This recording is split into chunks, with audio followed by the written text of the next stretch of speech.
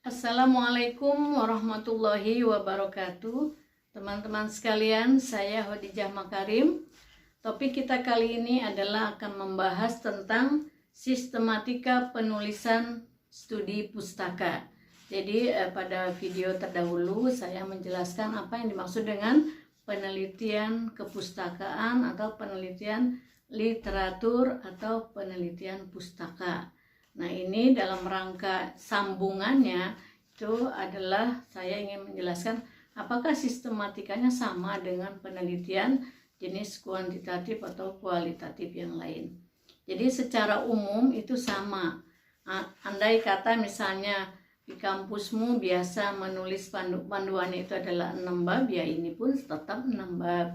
Kalau misalnya di kampusmu panduan penulisan karya ilmiahnya, skripsinya itu menggunakan 5 bab, pada studi pustaka pun tetap menggunakan 5 bab.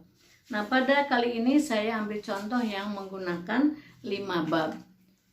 Bab pertama pendahuluan, bab kedua landasan teori, bab ketiga adalah metodologi penelitian, bab keempat pembahasan, dan yang kelima adalah penutup, kesimpulan, dan saran.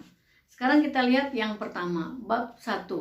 Bab 1 kan memuat latar belakang masalah, kemudian identifikasi masalah, perumusan masalah, tujuan penelitian, kemudian tinjauan pustaka. Ada yang seperti itu.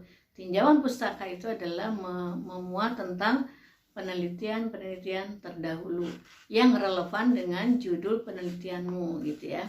Jadi kemukakanlah misalnya 4 atau 5 penelusuran tinjauan pustaka, yaitu penelitian terdahulu, mungkin dari jurnal nasional maupun dari jurnal internasional. Kemudian bab 2.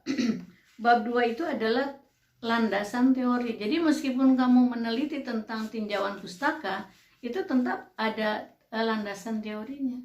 Sebagai contoh misalnya, yang akan diteliti tentang pendidikan karakter anak usia dini misalnya ya.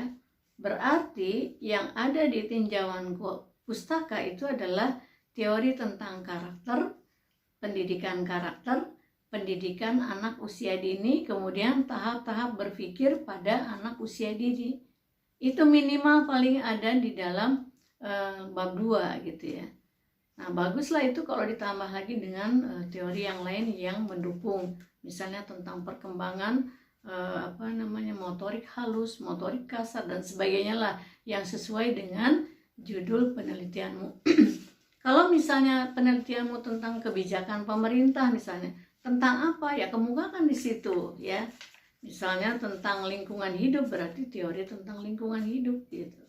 Kalau kebijakan pemerintah tentang apa, misalnya kalau teman-teman yang meneliti tentang perpajakan, ya berarti tentang teori pajak ada di bab 2. Lalu apa yang harus dibahas di bab 2? Ya kemukakan saja tadi, kalau misalnya kebijakan. Jadi kebijakan pemerintah yang satu itu diadu dengan kebijakan pemerintah yang lain. Atau mungkin bahasa halusnya adalah dikonfirmasi dengan kebijakan yang lain. Apakah yang mendukung ataukah yang tidak mendukung, tergantung tujuan penelitianmu. Kalau kamu ingin mengangkat satu kebijakan ini, ingin menguatkan, berarti kamu cari teori kebijakan lain yang ikut menguatkan, ditambah dengan teori-teori yang mendukung. Nah, itu dikonfirmasi gitu ya. Jadi kasarnya mah diadulah di bab 2 itu ya. Jadi jangan lupa bahwa tetap pada studi pustaka ada bab 2 ya sebagai landasan teori. Kemudian bab 3. Bab 3 adalah metodologi penelitian.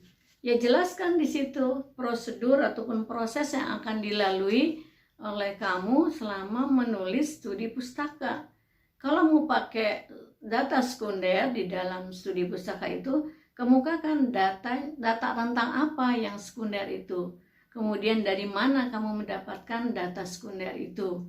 Bagaimana cara mendapatkannya? Jadi jelaskan, tetap menjelaskan seperti kamu menjelaskan memperoleh data primer. Bedanya di sini data sekunder tidak menggunakan kuesioner ya, tidak menggunakan alat ukur langsung kepada responden, karena kita akan menggunakan data sekunder yang sudah tersedia di lembaga-lembaga di mana kamu akan melakukan penelitian. Kemudian ciri utama dari studi pustaka ini adalah penggunaan informasi dan data sekunder.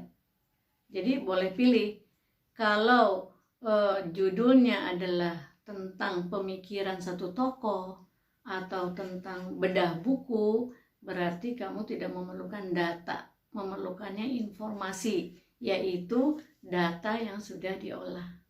Tetapi kalau kamu ingin mengukur yang lain, misalnya teman-teman dari bidang studi biologi, farmasi, ataupun yang lainnya, sejarah dan apalah misalnya yang memerlukan data, ya berarti jelaskan di situ adalah data sekunder apa yang digunakan.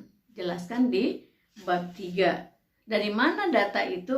Ya sudah saya jelaskan di video terdahulu ya. Jadi dari jurnal, dari hasil penelitian terdahulu, jurnal internasional, jurnal nasional, dari buku teks, dari tesis, dari disertasi, dan dari hasil-hasil seminar penelitian yang terkait dengan judul penelitianmu.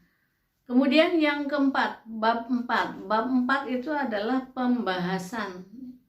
Nah, kalau pada penelitian kuantitatif di bab 4 itu adalah analisa data dan pembahasan. Nah, untuk studi pustaka nggak usah analisa data. Ya, jadi kan datanya sudah ada, tinggal dibahas. Data yang sekunder yang sudah kamu dapatkan tinggal dibahas. Bagaimana cara membahasnya? Berdasarkan perumusan masalah, tujuan penelitian, dan pembahasan. Jadi jangan kesana kemari, polanya harus sejalan. Kalau perumusan masalahnya dikemukakan ada 5, tujuannya 5, maka pembahasannya juga dibuatlah menjadi pola yang 5 tadi, sehingga terarah gitu. Cross checknya mudah ya. Kemudian yang terakhir adalah bab kesimpulan. Nah, kesimpulan, tariklah kesimpulan sesuai dengan tujuan penelitianmu dan diakhiri dengan saran. Nah, kalau tadi misalnya penelitiannya tentang kebijakan pemerintah, tentu sarannya ditujukan kepada pemerintah.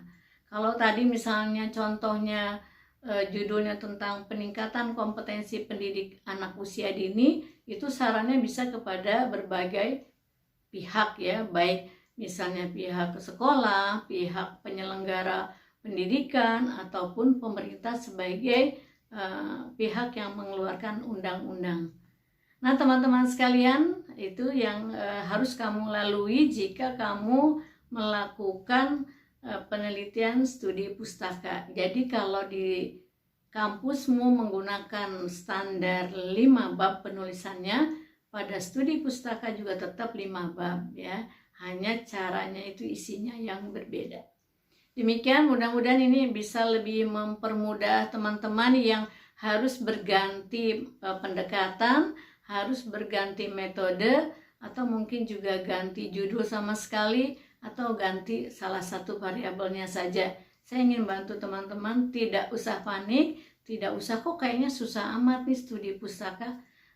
Lalui aja ya, insya Allah bisa melakukannya dengan lancar. Kan ada pembimbing, ada yang 1, ada yang 2. Berkomunikasilah dengan pembimbing secara intensif. Insya Allah beliau adalah orang-orang yang sudah siap membimbing kamu untuk segera lulus ya, menjadi sarjana di bidang program studinya masing-masing.